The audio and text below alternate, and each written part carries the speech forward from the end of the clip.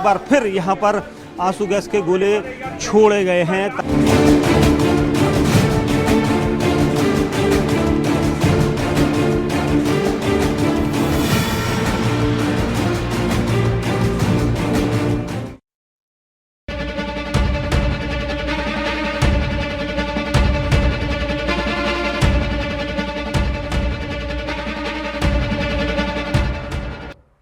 और अब खबर दिल्ली से, वो दिल्ली जो कल लगातार दिन भर चर्चा में थी। दिल्ली के तुर्कमान गेट हिंसा के आरोपियों की आज पेशी हो रही है और पांचों आरोपियों को आज 30 हजारी कोर्ट में पेश किया जाएगा। फरार आरोपियों की पहचान बॉडी बॉर्न कैमरों की मदद से यहां पर होगी। तो देखिए, कई आरोपी फरार भी हैं और जिस तरीके से इस हिंसा को भड़काने का प्रयास यहां पर किया गया, एक साजिश, एक प्लानिंग यहां पर की जा रही थी, उसको लेकर कई खुलासे अब हो सकते हैं। और कौन बड़े चेहरे थे जो लगातार शांति को भंग करना चाहते थे? तुर्कमान गेट इलाका, जो कि लगातार ऐतिहासिक इलाका माना जाता है, और उस इलाके में एक मस्जिद है, फैज़-ए-इलाही मस्जिद। फैज़-ए-इलाही मस्जिद के आसपास बहुत सारा अवैध अतिक्रमण था। उसको हटाने के लिए पुलिस प्रशासन की टीमें वहां पर पहुंचती हैं, प्रशासन की टीमें वहां बुलडोजर लेकर पहुंचती है, लेकिन तभी कुछ शरारती तत्व वहां पर पहुंच जाते हैं और उसके बाद उनकी ओर से शांति भंग करने का प्रयास होता है। इसको लेकर कई वीडियोस हमने कल लगातार न्यूज़ 18 इंडिया पर आपको दिखाए थे और अब आपको बता दें, 5 आरोपी यहां पर गिरफ्तार किए गए हैं। आज इनकी पेशी यहां पर 30 हजारी कोर्ट में होनी है। 30 हजारी कोर्ट में पेशी के बाद कोशिश पुलिस की यही होगी कि जल्द से जल्द इनकी रिमांड मिले और इनसे पूछताछ हो सके।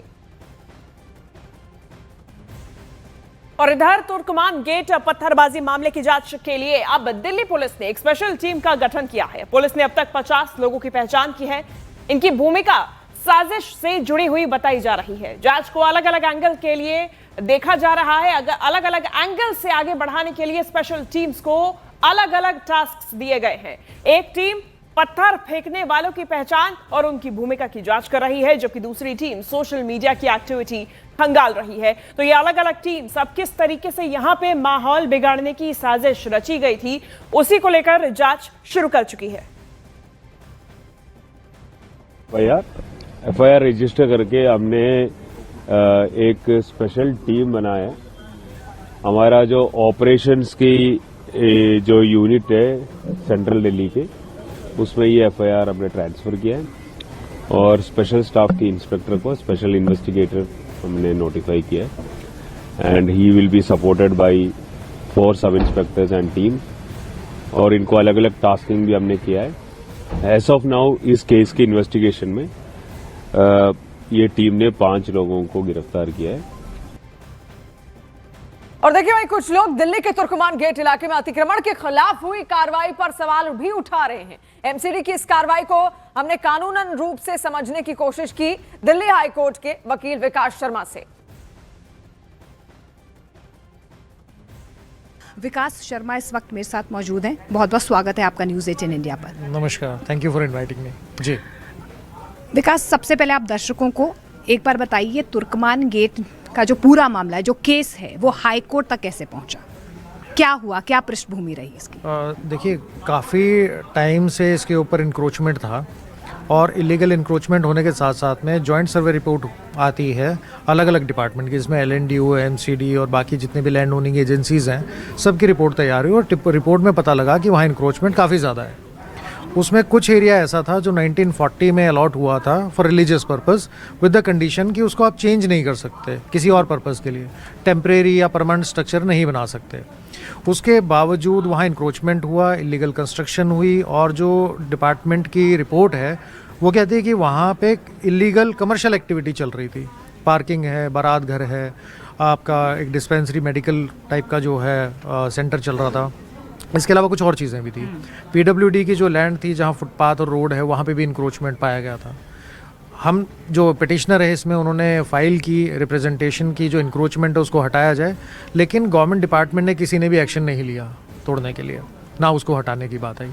तो कॉन्स्ट्रेंट ये था कि जब डिपार्टमेंट कोई एक्शन नहीं ले रहा तो हाई कोर्ट जाना पड़ा। जब हाई कोर्ट गए, हाई कोर्ट जाने के बाद जब सारे डॉक्यूमेंट रखे गए, सब तथ्य रखे गए, तो हाई कोर्ट ने डायरेक्शन दिया कि जो भी लीगल इंक्रोचमेंट है उसको 3 महीने में हटा दिया जाए। अभी नवंबर का ऑर्डर है और फरवरी में इसमें वो 3 महीने पूरे हो रहे थे। साथ में दिल्ली हाई कोर्ट ने ये भी बोला कि जितने भी पार्टीज इन्वॉल्व हैं, सबको आप जो अपॉर्चुनिटी है, उनकी सुनवाई है, वो ज़रूर कीजिए कि आपके पास कोई डॉक्यूमेंट है, कुछ चीज़ें हैं, आप दिखा सकते हो। तो डिपार्टमेंट ने जो एमसीडी है, एलएनडीओ है, सबको अपॉर्चुनिटी दी। अपॉर्चुनिटी देने के बाद ये कंक्लूजन आई कि उनके पास इसकी ओनरशिप से रिलेटेड कोई डॉक्यूमेंट नहीं है। और दिल्ली में हुए पथराव की घटना पर अब सियासत तेज हो गई है। देखिए, मुरादाबाद से समाजवादी पार्टी के पूर्व सांसद एसटी हसन ने पत्थरबाजी की घटना को सही बताया।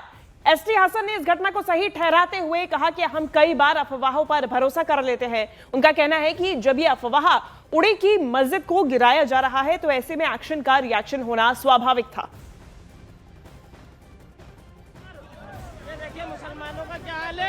हम हिंदुस्तान के लोग अफवाहों पर ज्यादा बिलीव करते हैं। अफवाह ये उड़ गई कि मस्जिद को गिराया जा रहा है, तो एक्शन का रिएक्शन तो होना ही था।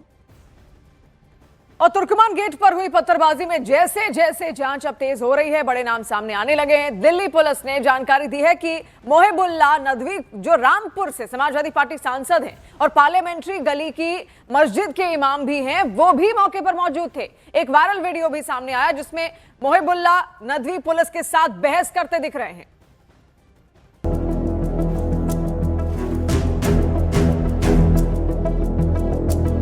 दिल्ली के तुर्कमान गेट इलाके में किसने करवाया पथराव? दिल्ली के तुर्कमान गेट पत्थरबाजी केस में बहुत बड़ा खुलासा। मौके पर मौजूद थे समाजवादी पार्टी के सांसद मोहिबुल्लाह नदवी। क्या सांसद मोहिबुल्लाह नदवी ने मुसलमानों को भड़काया? बीती रात जिस वक्त दिल्ली के तुर्कमान गेट इलाके में कोर्ट के आदेश पर अतिक्रमण को हटाने की कार्रवाई की जा रही थी, उस वक्त प्रशासन की कार्रवाई के खिलाफ उत्तर प्रदेश की रामपुर लोकसभा सीट से समाजवादी पार्टी के सांसद मोहिबुल्लाह नदवी पुलिस के साथ बहस और धक्का मुक्की करते दिखाई दे रहे थे। एक तरफ सैकड़ों की संख्या में सुरक्षा बल और दूसरी तरफ मुसलमानों की भीड़। सवाल है कि कोर्ट के आदेश पर हो रही कार्रवाई के खिलाफ क्या सांसद महोदय ने लोगों को मिसगाइड करने का काम किया, जिसके बाद लोगों ने पुलिस पर पथराव शुरू कर दिया। क्योंकि प्रशासन की टीम तुर्कमान गेट इलाके में मस्जिद नहीं बल्कि मस्जिद के आसपास के अतिक्रमण को हटाने पहुंची थी, लेकिन अफवाह ये उड़ाई गई कि प्रशासन के बुलडोजर मस्जिद को तोड़ने के लिए आए हैं।